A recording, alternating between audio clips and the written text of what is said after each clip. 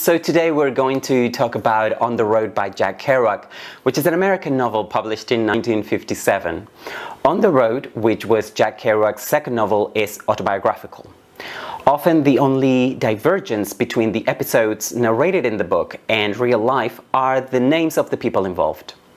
Kerouac doesn't use his name or those of his friends in the novel.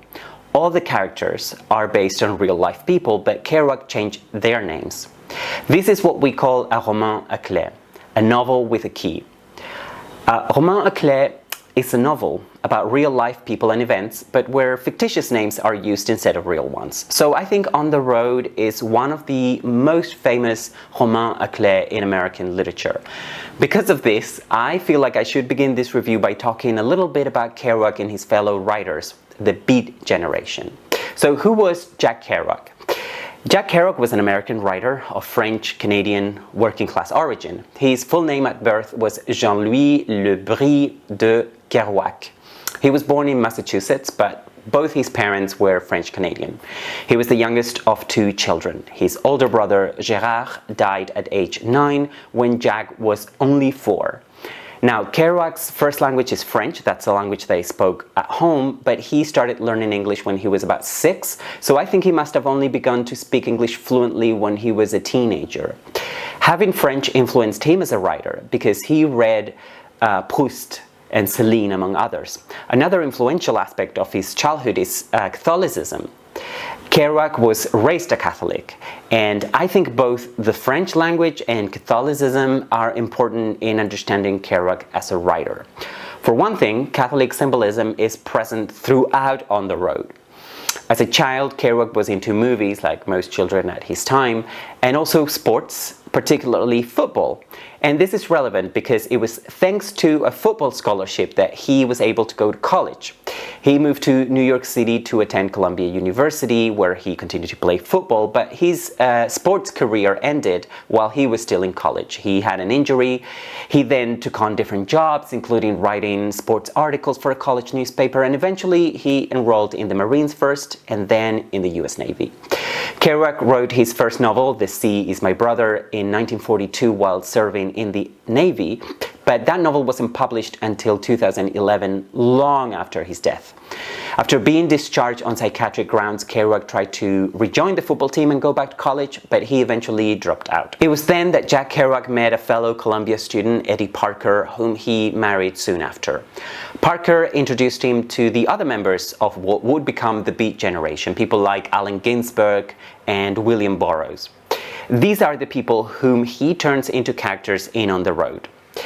Now, Kerouac was an alcoholic, and years of alcohol abuse took their toll in 1969 when he died from internal bleeding caused probably by cirrhosis. Events from his life, even those that go as far back as his childhood, made their way into Kerouac's fiction. On the Road doesn't go as far back as his childhood, but it is one of Kerouac's most autobiographical works. The starting point is real events and real people he knew. Those people he knew and with whom he was friends are what we know as the Beat generation. In terms of how he uses his experiences as literary material, I think a major influence is Proust. As you know, Proust deals with memory a lot in his writing, and he deals with memory in a meticulous way. And Kerouac is said to have had an accurate memory, which is even more remarkable when you think that he was an alcoholic, and alcohol tends to impair people's faculties, including their memory.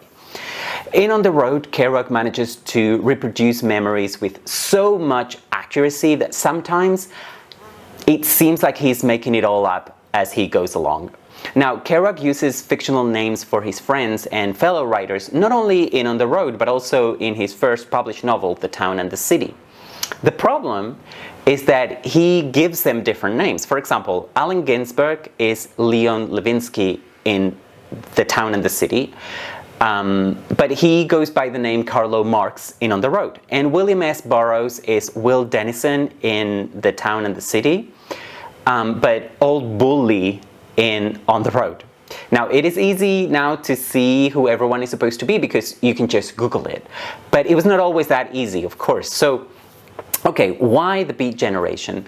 The word beat was a slang term associated with people who took a lot of drugs and alcohol, The word was widely used in America in the 40s, 50s, and 60s. Now, the Beat Generation is a literary movement from the post-war era. Their main characteristics are a rejection of traditional ways of narrating, an exploration of religion and spirituality, experimentation with psychedelic drugs, and relative sexual liberation. On the Road is one of the best examples of beat literature, together with Allen Ginsberg's poem Howl or William S. Burroughs' novel Naked Lunch. Now, the coolest American writers of the 1950s were members of the Beat Generation, and their cultural influence was felt well into the 1960s with early hippie culture. But what did beat writers have in common? They all grew up during the Great Depression and World War II, and both those experiences resulted in their discontent that they sought to reflect in their writing. On the Road was published in 1957, but there is an earlier version from 1951 known as The Scroll. The reason why there is a 6-year gap between both versions is the long editing process the novel went through until publication. Kerouac typed the manuscript, the first manuscript, on a 120-foot roll of paper. That scroll only came out posthumously in 2007. Unfortunately, it didn't come out as a scroll but as a book. What the editor did was broke the text into pages, but he still kept the no paragraph structure, and there are some original typos that he left in. The Scroll edition also includes some scholarly works on the Road, so if you're curious to read it, I've included a link to it in the description box for this video, together with other editions of On the Road currently available. There is a myth, almost I would say an urban legend, according to which Kerouac would have written the original scroll almost non-stop over several days. But this is false, because the first manuscript goes back to 1948. Okay, the 4 road trips that Kerouac writes about in his novel began in 1947. I know that I've thrown a lot of dates at you, so let me summarize. I'm going to try to summarize. The first full manuscript of On the Road is from 1951. It is what we call the Scroll, and it is now available for purchase. That manuscript was then edited over and over until the final version was published in 1957. That version from 1957 is the only one we had access to until very recently, until 2007, and is the one I am reviewing in this video. Okay. One of the main differences between the Scroll and the final version that most people have read is that in the Scroll, Kerouac uses people's real names. He doesn't change people's names. Going back to the version most people would have read, On the Road has become a modern classic, but it did receive mixed reviews when it was first published. Famously, Truman Capote referred to writing by the Beat Generation in general, and in particular On the Road, as typing, not writing, which has become one of the most famous literary criticism zingers of all time. But as witty as that comment is, and it's really witty, I don't think I agree with Capote. I see in On the Road an appealing search for freedom, a rejection of conventionality, not just in the episodes it narrates, but also in its style. Of course, it is not all as romantic and carefree as it seems. On the Road can also be interpreted as a cautionary tale, especially if we take into account Kerouac's premature death that was accelerated by alcohol and drug abuse. Sal Paradise and Dean Moriarty are the main characters of the novel. Sal, who is Kerouac, is also the narrator. On the Road is an account of his road trips across the United States and parts of Mexico, and the adventures he and his friends encounter along the way. The narrative has an episodic nature, and that, I think, infuses the prose with breeziness. That easy, breezy, colloquial style was new, but I think On the Road can also be seen as belonging to an older American tradition of the adventure novel, at least in terms of its episodic structure. Now, what is remarkable is the attempt that Kerouac does at representing lived experience in writing, trying to get written language as close to real life as possible. I think Kerouac wanted readers to feel the experiences his characters go through in the novel.